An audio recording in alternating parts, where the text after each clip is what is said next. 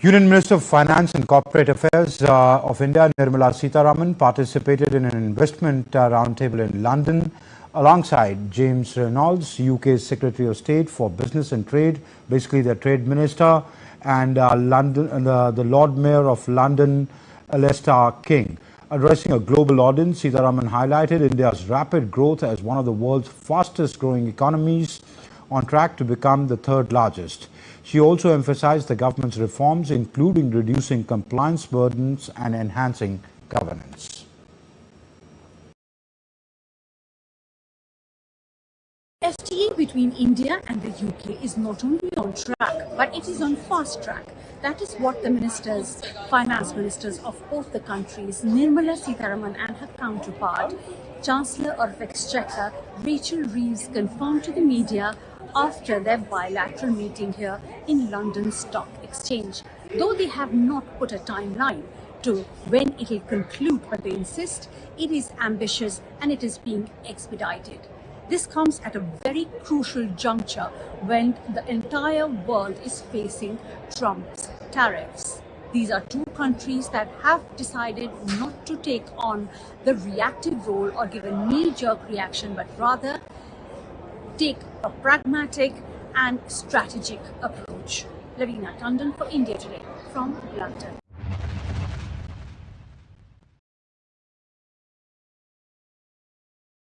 I was amused, sir. If you will allow me a light-hearted exchange, if Member Raghav Chedda doesn't take offense, I would like to say he'd observed the number of fans in the banks, number of fans which are working, the bank and its condition, how many whitewashed, how many not painted.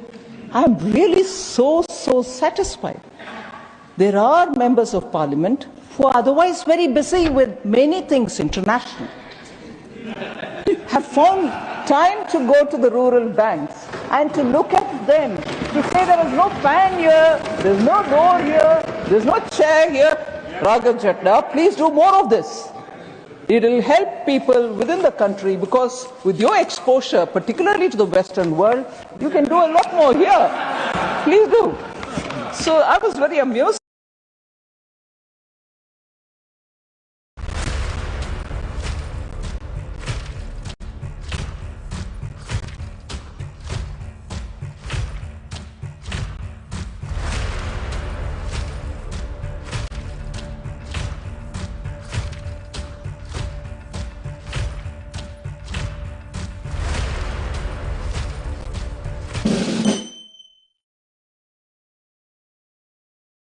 I'm really trying to think of examples of something stupider that I've seen in my life, in any capacity, in a personal capacity, in a political one, in this country or in any other. And I don't think I've ever seen anything this stupid in all my life. And it's not even, I mean, the policy itself is obviously, it's motivated by stupidity. I mean, the whole idea that it's a problem, that you want to buy someone's stuff, that's an act of humiliation, is deeply embarrassing. The methodology that he's used isn't even infantile. It's below the capacity of a child. It is below the level of rational thought. It's now time for our political panel, where we sort of bring together two brilliant journalists to sort of, chew through the big politics. And my goodness, there's so much politics to crunch through today, from Westminster to Washington, mainly because yet again, we're talking about Donald Trump, because it's been tariff week. Delighted to be joined by two excellent people, the iPaper columnist and broadcaster and author Ian Dunt. Hello, Ian. Hello. And Henry Hill, who's deputy editor of Conservative Home. Hello, Henry. Hello. That was a very low head. Hello, Henry. That was a very quiet Henry. So that's very man of mystery. Sorry, I have to try and liven it up. Right, let's start with now, Ian. Tariff week. What do you think? Well, it's going terribly well, obviously. I don't think I'm really trying to think of examples of something stupider that I've seen in my life, in any capacity, in a personal capacity, in a political one, in this country or in any other. And I don't think I've ever seen anything this stupid in all my life. And it's not even, I mean, the policy itself is obviously, it's motivated by stupidity. I mean, the whole idea that it's a problem, that you want to buy someone's stuff, that's an act of humiliation, is deeply embarrassing. The methodology that he's used isn't even infantile. It's below the capacity of a child. It is below the level of rational thought, and the impact that it's going to have on all of us. But like especially, the thing that gets me is in people like in Southeast Asia, like decades of poverty reduction through trade, and now these countries that got bombed by America. We might remember what America did to them in the 60s. And now being told, oh, you've raped us. You've raped the country of America because you provided products that we wanted to buy. So we're going to throw you back into poverty. So yeah, putting it all together, I'd say that I do not consider this a very successful or impressive policy program that he's unveiled.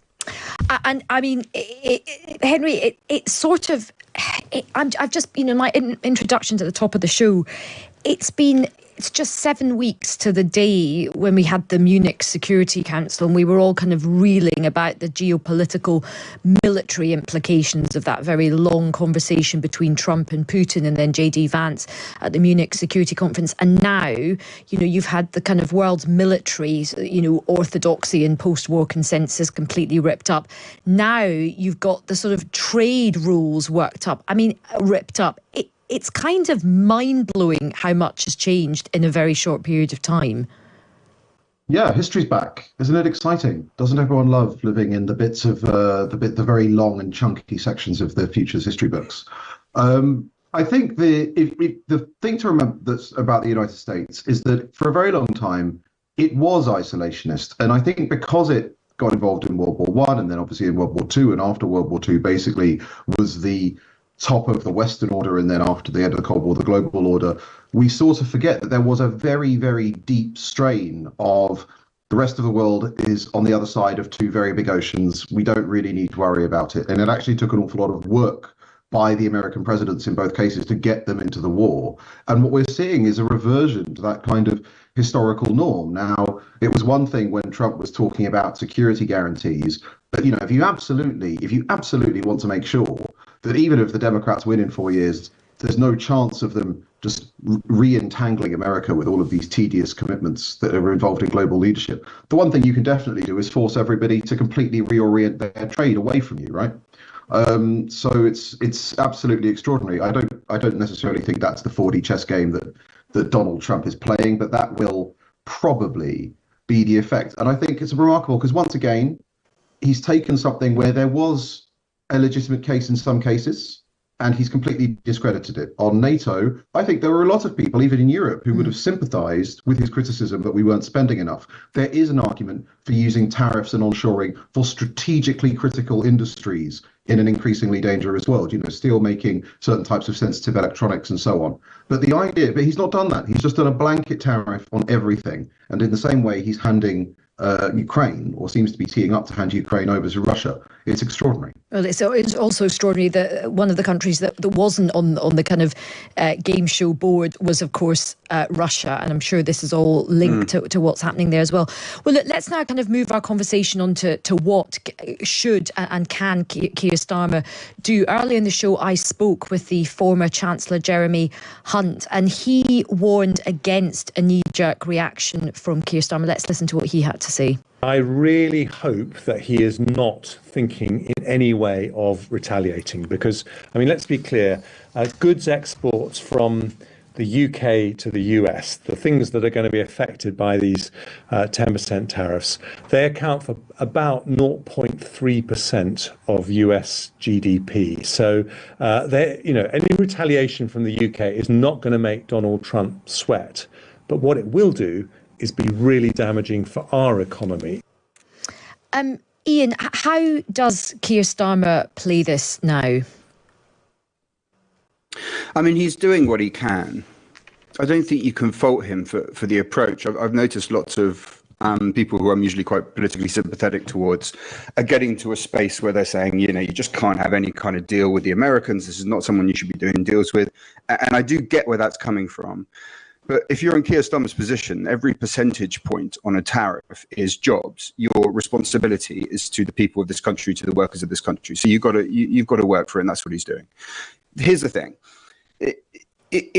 We're not quite clear at the moment whether the US ask in negotiations is just about basically tariff rate quotas, like how much chicken and beef can we send to you, or whether it's about, I beg your pardon, if agricultural products can be sent to you, or whether it's about actually the regulatory standards. You know, the classical thing that we talked about, right, ad nauseum through Brexit, of hormone-injected beef and chlorine-washed chicken. I really resent the fact that, having lost years of my life, like literally years of my life, talking about chlorinated chicken during Brexit, I've somehow been sucked back to the past. I have to talk about it all over again. But nevertheless, if Starmer was to accept that idea, he's in real trouble, and he knows it. He knows that you can't get that past the British public. Like the wave of outrage that would come from that really very vivid visual example, even though in many cases it doesn't really stand up to scrutiny, would just be too politically damaging to him. So the truth is that's where Keir Starmer gets stuck. If it's true that America's going to demand stuff on chlorine-soaked chicken, then that deal isn't going to happen, and then we have to see what proceeds from that. If they're not going to demand that, then he can do that deal and also go do a deal with the Europeans, and everybody's, well, not smiling, but at least not in a state of absolute existential despair. I love the fact that a vast amount of your life has been taken up with chlorinated chicken. You'll be on your deathbed, and chlorinated chicken will be one of your will be one of your big memories of your time on this earth. That's a very depressing thought. I know. Well, you know, brace yourself. Henry, what should the political strategy be? I mean, Jeremy Hunt was interesting because he was saying, be cool, be calm, don't do a knee-jerk reaction. It doesn't look like Keir Starmer's going to do that. To be fair, he's consulting with lots of businesses, all the businesses so far. We spoke with our political editor, Steve Swinford, who said all the businesses he's been speaking to have said they're sending a really clear message to Downing Street not to do any retaliation now. But does a point come where he has to do something? Well, this is one of the great dilemmas of dealing with Trump. And it's made more acute by tariffs, but we've seen this a lot over Ukraine, when there's lots of people who will say, you know, we need to stand up to bullies, we need to stand up to Trump, and completely understandable as that reflex is, you do have to deal with the fact that he is president of the most powerful country on earth, and you know, his decisions have more say over, say, the future of Ukraine and the direction of Europe than maybe any other single human being. So you do need to treat him with care, if not necessarily with respect. On tariffs, I think my default position is that probably the Singapore government's response was the correct one. It literally just put out a statement saying, we're not going to do this because it would raise the cost of our imports. End of story. That's the baseline position, because if the government engages in a retaliatory tariff regime, what it's choosing to do, as you said, is push up the cost of anything that we import from the United States. That's going to mean more on the cost of living crisis. It's going to hurt. It's going to cause job losses and so on. So the only reason that you would embark on that course, that very painful course, is if you think that doing so unlocks enough leverage for you to get a better deal out of the United States. Because there is a logic, depending on what the US wants, as Ian said, depending on what the US actually wants, there is a logic that, well, why would they reduce their barriers to our exports if we don't have any barriers to their exports to drop?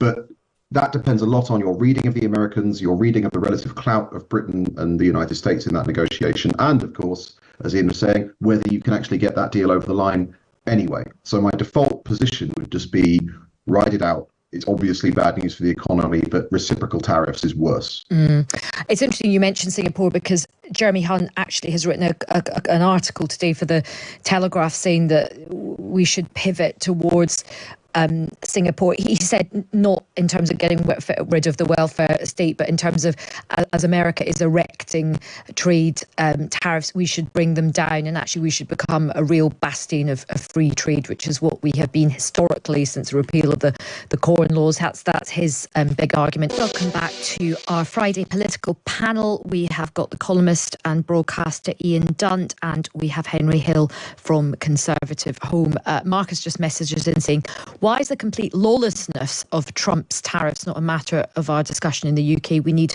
forceful countermeasures now to remind the US of international law, that international law counts.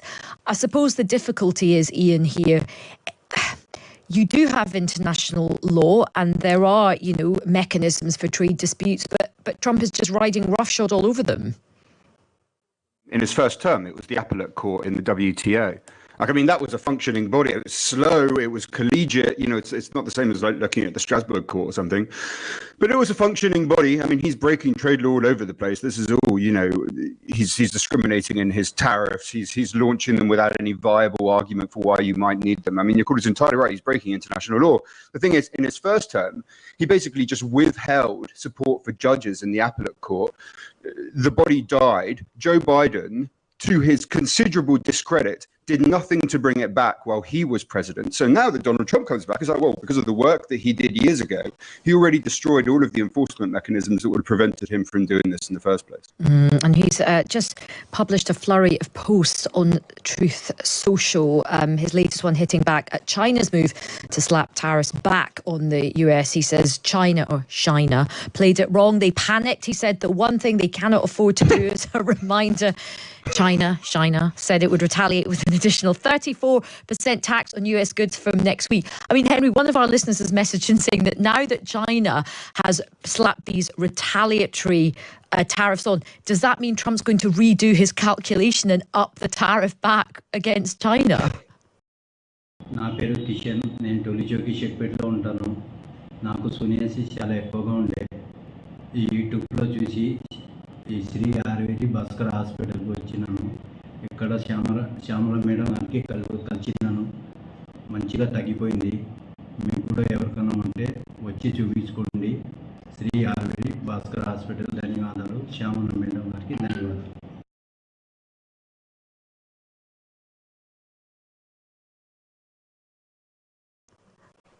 Well, that's the logic of his position, and that's one of the problems.